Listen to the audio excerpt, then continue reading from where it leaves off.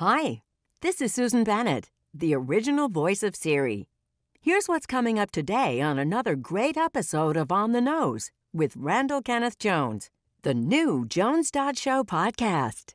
So attachment theory is all about those first crucial bonds that you have with your primary caregivers in those early years of life, beginning in infancy. And primary caregivers for most people are their parent or parents, but it could involve other important adults in your life, like extended family members, or even a influential teacher or coach. Essentially, these are people who are providing for your needs and consistently caring for you on occasions um, as far back as the minute that you're born. If you believe that everyone you meet knows something you don't know, then you're ready for the next bold evolution of the Jones Show podcast. On the Nose with Randall Kenneth Jones introduces you to people who are in the know and ready to share their special brand of know-how with you. From artists, authors, and activists to entertainers, educators, and entrepreneurs, On the Nose will elevate your ability to influence the world we share. Here's the host of On the Nose, Randall Kenneth Jones. I'm nervous because you may have heard I sang for your sister at the beginning of her show. I sang Maria from West Side Story. Oh, she must have loved it. She did. And so now the pressure's on. I feel like I have to sing to you because it's got this sibling rivalry thing. So I was thinking about, okay, bear with, let me see. Judy, Judy, Judy, do you love me? But that doesn't work because that was actually Julie. That's right. That was actually Julie. So I found one. Cause now it's Judy's turn to cry, Judy's turn to cry, Judy's turn to cry. Nice. Cause Johnny's come back to me. I love I sang for you, but that's kind of like turn to cry is kind of the opposite of you. That's kind of not the thing. Not the thing. But Yeah. I still appreciate you serenading me. Well, the sibling thing, I got to jump in there on the sibling rivalry thing with your, well, yeah. And you two talk about each other. I hear you pretty much were a good girl. Yep. You were, Yep. Pretty much. Teacher's pet. You know. Oh, I was. No. Possibly. Full on teacher's pet. Pet. Yeah, possibly. Depends on the teacher. Depends on the subject. And to this day, I actually am really focused on kind of trying to do the right thing. I have a schedule. I'm a Virgo. Yeah, this is why I think you and I get along. So, Dr. Judy Ho, this is your fourth time here at the podcast. I know. It's so exciting to have you back. I know. Thank you for having me back. I'm so glad to see you. Dr. Judy Ho, regular on The Doctors, a regular on Face the Truth, which I still miss the Face the Truth TV show. Now, I always say clinical psychologist, but I read your bio, and it says you're a licensed clinical and forensic neuropsychologist. What is that? Yeah, so clinical and forensic neuropsychologist means that my specialty is all about brain and behavior. So really understanding the underpinnings of the brain, how it affects our behavior. And the forensic piece means that I also interface with the med legal world on criminal and civil cases as a psychology expert. Which you're on TV. You've been a countless TV shows that I've seen you on. Many, many, many TV shows as the forensic expert on crime. Really talking about the crime issues, which is, if you're thinking, does she look familiar? You've seen her on TV. So I'm fascinated to have you back because you let me preview your new book, which is now out. Yay! It is now available.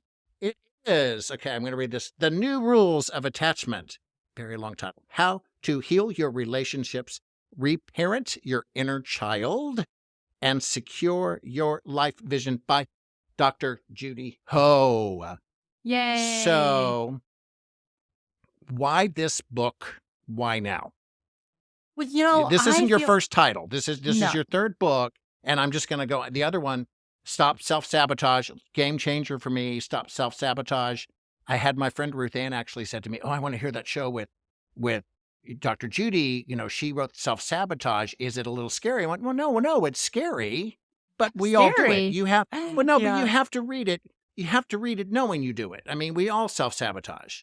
I don't Ah, as a matter of fact, I'm saying that word sarcastically because I do not want people to be afraid of your topics. They should not be afraid of your topics, your books, and being a better them.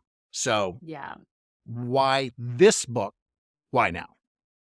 Yeah. So I think that for most people, they don't realize that the their behaviors, things that aren't working for them when they get into self-defeating exchanges, it all goes back to your attachment. These early years of life when you're just learning about your social world, who you are in, what is likely to happen when you ask for needs to be met, and what people do about it when you communicate that. And I think that that's really why I wanted to write this book is sort of like, what is this next step? You know, what is this next step after understanding and being able to manage your self-sabotage? What's beneath that? And that is really, it all goes back to your attachment styles. So the best process is to actually start with stop self-sabotage and then go into the next book. Now, can you, and I know everybody asked this, and I've read it, and I still am challenged to explain attachment theory. Can you give us a brief definition of that? Yeah. So attachment theory is all about those first crucial bonds that you have with your primary caregivers in those early years of life, beginning in infancy. And primary caregivers for most people are their parent or parents, but it could involve other important adults in your life, like extended family members or even a influential teacher or coach.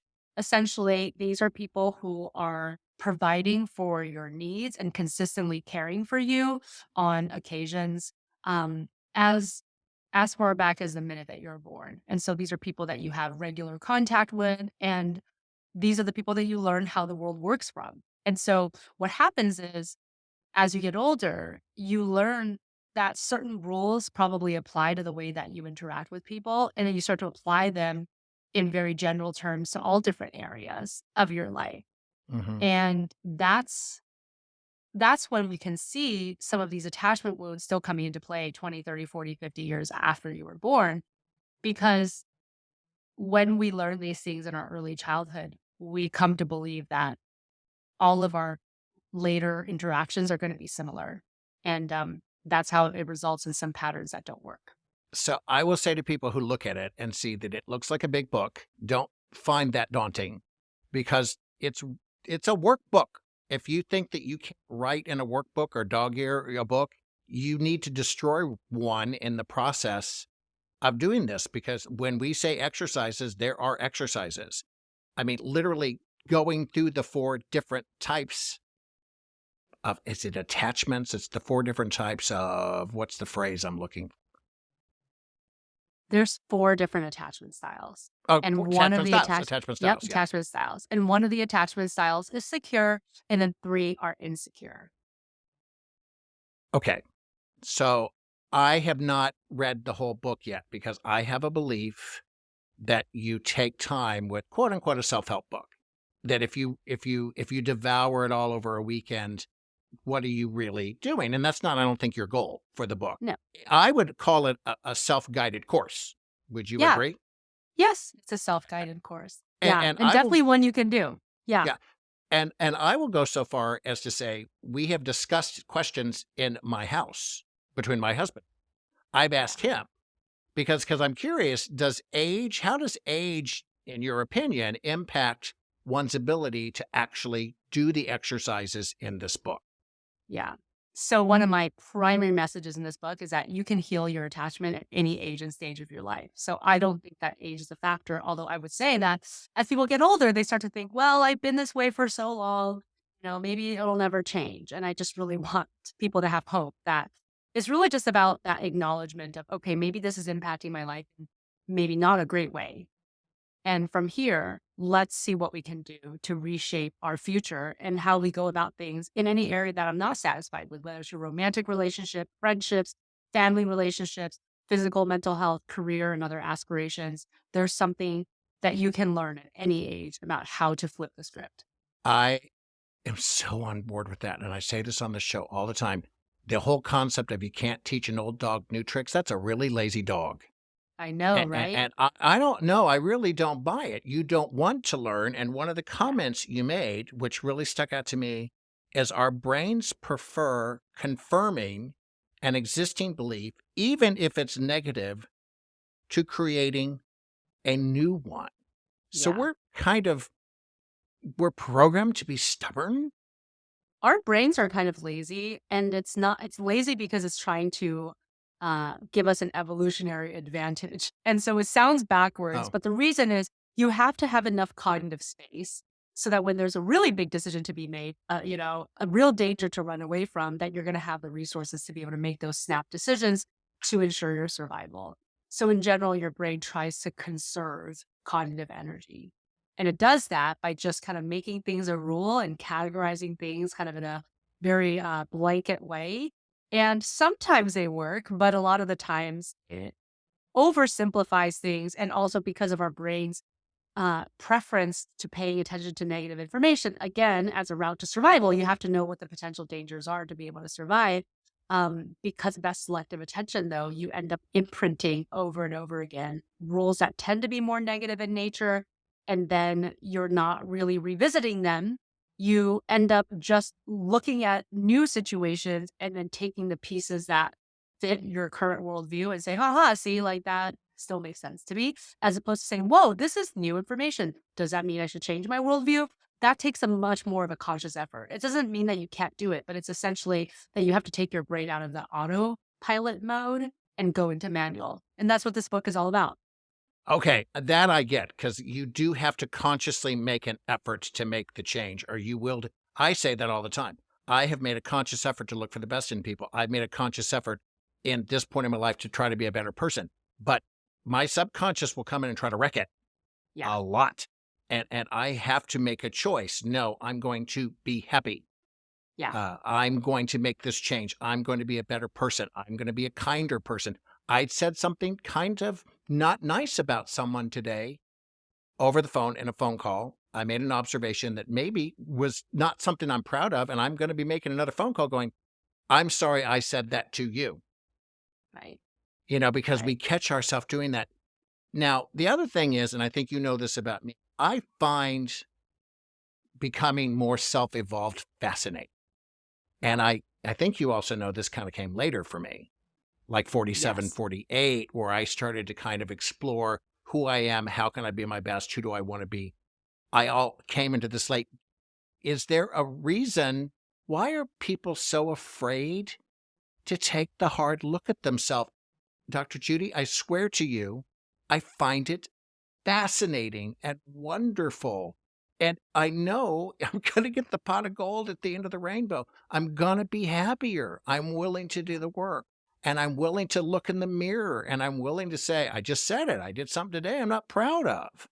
Yeah. It can be really hard for people to do it because it's like the monster beneath your bed. Like, you're afraid what it's going to be under there if you look. But just like the monsters under your bed when you're a child, once you do look, it's never that scary. There's never usually a monster. So I think that the thing is, people can avoid this for so long that they develop their own fears about it. It becomes actually a phobia. Kind of like if you have a phobia about flying or like a phobia about any specific thing, the less you do it, the more the fear grows, because then you can imagine all kinds of catastrophic scenarios in your head.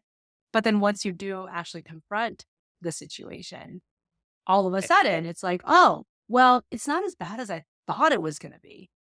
Well, and let's give a shout out to my sister Paula, who I believe actually took a running jump from about 5 feet away from her bed into her bed until she was in through college. I think pretty much the Wow. entire time. Yeah. I don't know. I'll have to ask her. I'm in all sorts of trouble now for telling that story. But I mean, so she was definitely the one looking for something underneath her bed. Seriously. Okay, so here are some of my experiences. And I want to share my experiences with the book to give you just to get people to get an idea what they were looking for or what they're looking at when they have the book. So, okay, be this good or bad, my self-concept, self-image, and self-worth are in good shape. Some people are laughing right now going, of course they are, Randy. This is you talking about you. You're always happiest talking about you. Actually not true, but I give that image. Can you talk a little bit about self-concept versus self-image versus self-worth? Because they're not the Yeah. same thing. Yeah. Self-concept is the idea, the holistic idea of who you are. It's made up of your beliefs, your values, your ideas, your attitudes about a variety of different things. Self-image is what you think you're reflecting when you look at yourself. Are you happy with what you see? Um, do you feel like how you want to be in this world actually matches what you see in the mirror and what maybe other people see? Um, Self-image is only one aspect of self-concept. And then a lot of times people think self-esteem is the same thing as self-concept. Self-esteem is really about how much you like yourself. Do you like yourself? Do you feel good about yourself? Do you believe that you deserve good things in life? And then the third component of self-concept is ideal self. So this is, okay, if I woke up the next morning and I was the person that I always wanted to be, what would I be doing? What would I be thinking? What would my life look like? And oftentimes people have a lower sense of self-concept when they find that their self-image and their ideal self has a huge discrepancy. Like they feel like, well, who I am today looks nothing like who I really wish I was. And that can cause a lot of different stressors. It can cause people to feel depressed. It can cause people to uh, deprecate themselves even more and then perform more self-sabotaging actions because they don't really believe they deserve good things in life. I'm not sure that I would have scored as I did on the exercise 10 years ago. I Mhm. have made the efforts to be able to understand myself. So I've seen that change as far as my own self-comp. I think I'm in line with who I want to be. Yeah. And that's a really nice thing to be able to say, but I've done the work to get there, and I've thrown myself under many, many, many, many buses to be able to become the person that are closer to the person I want to be. You have an exercise, the self-concept wheel, Yes. and describe the exercise. Describe what you're asking in that, because I want to tell you what happened to me. Okay. So the self-concept wheel is really just a very quick exercise where Mhm, you draw a circle and then you draw, a few different, essentially you divide it up and it looks like a pie. And you can mhm. start with just 8 pieces. And then just fill it in, just brainstorm, don't edit yourself with all the things that you think describes you. And so sometimes people have to get like extra spokes going and whatnot, and that's fine. But it's really just about brainstorming for a couple of minutes, all the different things that you think go into who you are. And yeah, everybody has a lot of different results from this very simplistic exercise, it seems. Well, that's the Dr. Judy thing. You get a lot of results. So many, again, I'm going to encourage everyone, follow this woman on social media. It literally is, there's a daily nugget pretty much. She consistently delivers something to me that makes me think about something in a new way or reinforces something in seconds. I mean, it's so easy. You're social something I look forward to. That the wheel actually asks to identify accomplishments, characteristics, and behaviors. I did it, and mine were like all accomplishments. Oh, And I don't interesting. know what to even think about that, even though I'm perfectly happy talking. Well, no, my characteristics, I'm not good at. I'm actually not good at talking about characteristics that people assign to me. I hear very nice things, and I appreciate that. And my behaviors, I'm a little bit more willing, but I'm very focused on goals. You know where this is going. I'm very focused on goals. Shall we say, I'm very independent. Uh-huh. And so the fact that they were all accomplishments, and then I realized, oh, that's pretty surface, Randy. That's not as deep as I expected from me. Interesting. But I'm doing an early assessment on my style Yeah. because my attachment style, because I'm really vacillating between the first category. I think I'm moving toward the first category of balance, but Yeah. I'm still in that second category of being, independent, fiercely independent. I asked my husband, I said, am I fiercely independent? He said, no, I think you're regular independent. And I think that's because I'm moving toward the better version. Yes. Yes. We're all works in progress, right? And I think that that's always important to know. And perhaps you have some shadows of like a more avoidant attachment style, because these are people who are very independent, who are very goal oriented, but it also doesn't mean that you're avoidantly attached all the time in all the aspects of your life. That's something that I teach in the book as well, that for a lot of people, their attachment styles, the insecure ones, if they have any of them, show up in maybe one or two areas of life. It doesn't show up in every single area of life, and might only show up when you're under a lot of stress, which is what happens for a lot of us, that some of our past wounds, they're triggered when we're in the middle of a stressful moment. So I think that's important to know. And of course, another really encouraging thing, I'm so glad that Randy, you're sharing this, is that people generally are works in progress. Like, We should you're be. never done self-developing. That would be crazy. Yeah. No And one that's is why perfect. that's why Yeah. I tell everything, Dr. G. I tell everything. Yeah. But the thing that surprises people is I'm actually much more of an introvert than people Really? believe. I know. I really am much Wow. more of an introvert, and Interesting. I'm actually much more sensitive to what is said to me and about me than Mhm. I would let on. But I've Interesting. known that this Yeah. is not a news flash to me.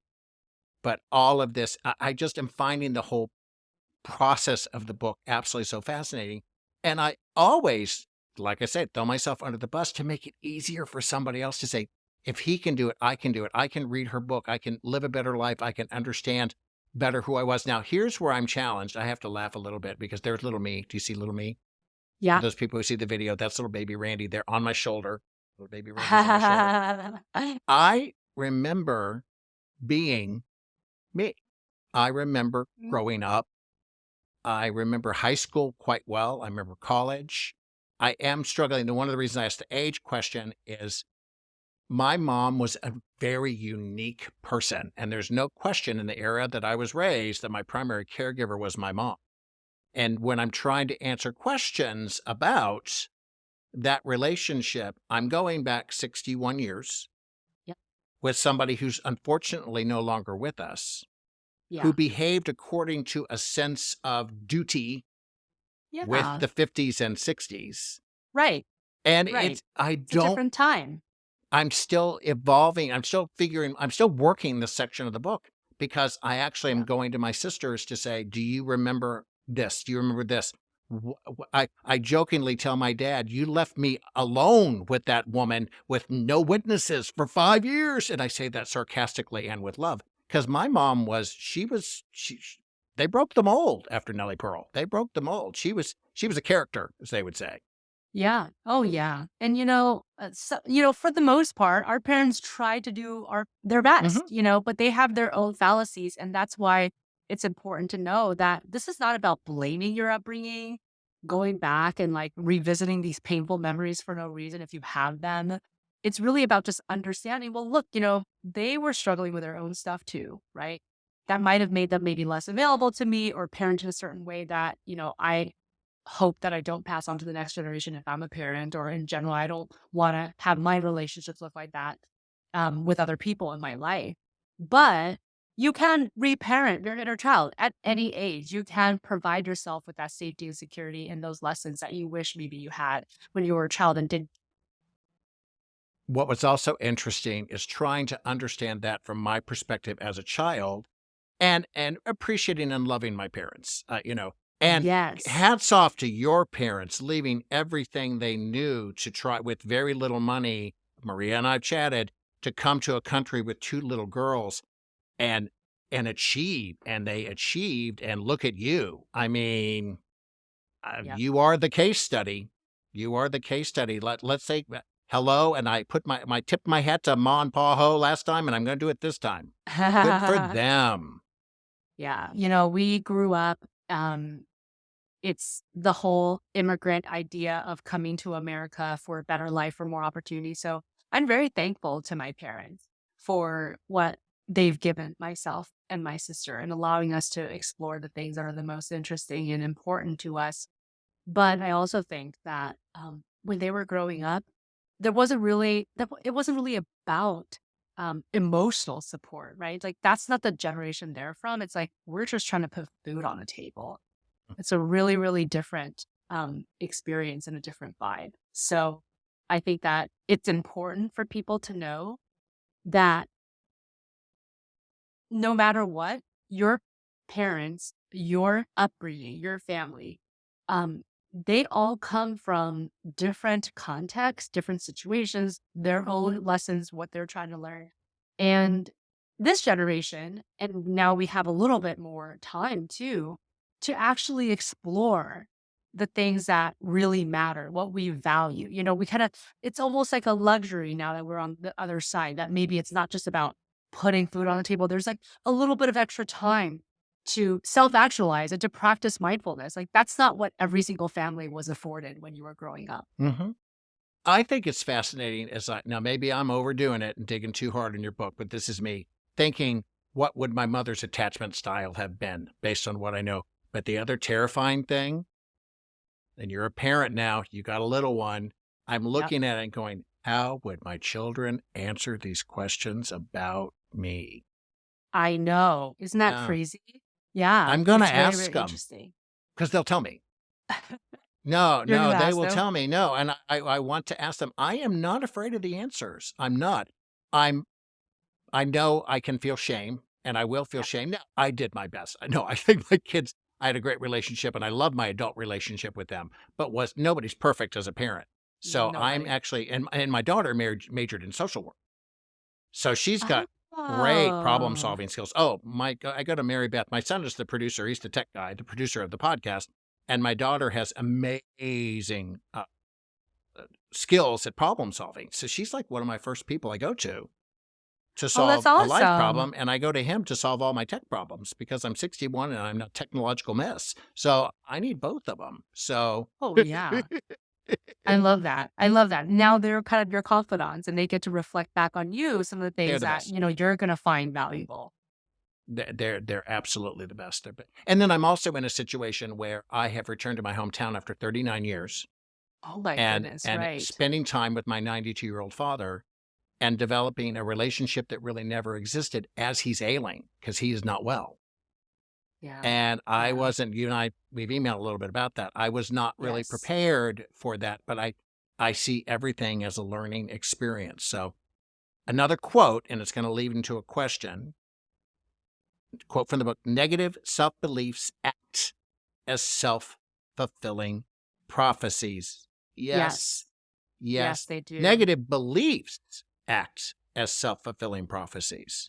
Exactly. Yes. Negative beliefs act as self-fulfilling prophecies because our thoughts become things. If you're filling your thoughts with a specific type of content, your feelings and your behaviors are going to fulfill those thoughts. Again, go back to that idea of your brain trying to cognitively reserve space, right? So that they can make bigger decisions. So it automatically assumes that if you have a thought that either it's happening or it's true, and then you're going to do things that essentially manifest that. And so it is really important to know why, if you do have overwhelming negative self-talk that's not serving you, how to modify it so that it's not like some positive self-talk all the time, because we don't want toxic positivity, but it's about having a balance. It's about having a balance of, okay, well, let's acknowledge what's not going well, but also let's acknowledge what is going well, right?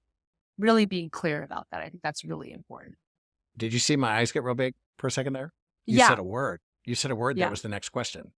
Okay, what is it? What is your take on manifesting? Oh, yeah. Manifestations. I mean, I think that you have to know that if you spend a lot of energy and thoughts thinking about catastrophes, negative things, that inadvertently you're more likely to create certain situations where those catastrophes might occur. And so conversely, if you're more willing to say, well, what is something I can do about this situation to improve it, to be better?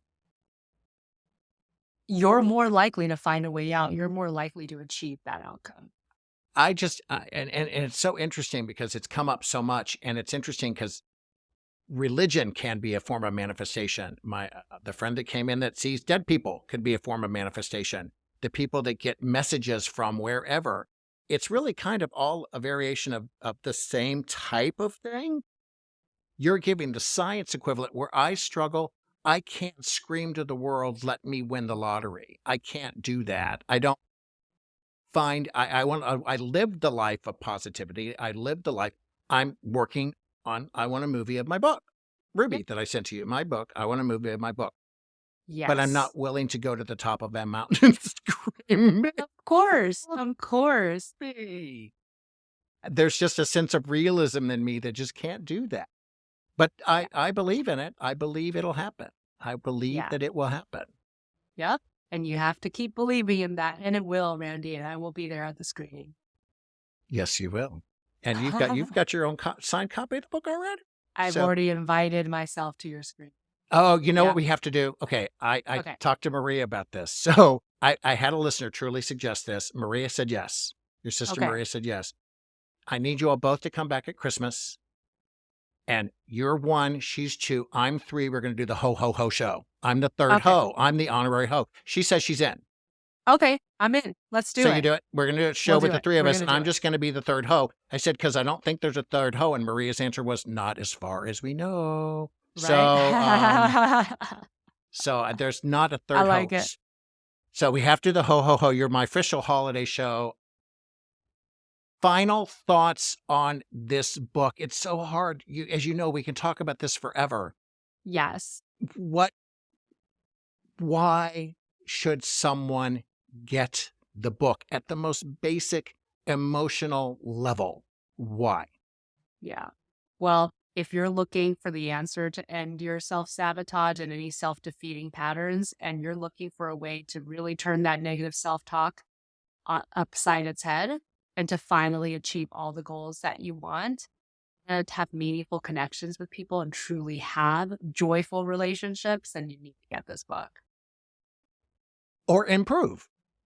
Improve. I feel happy with where I am in my life, but this is part of my journey now. Yes. I'm willing to do the work. I find the work fascinating.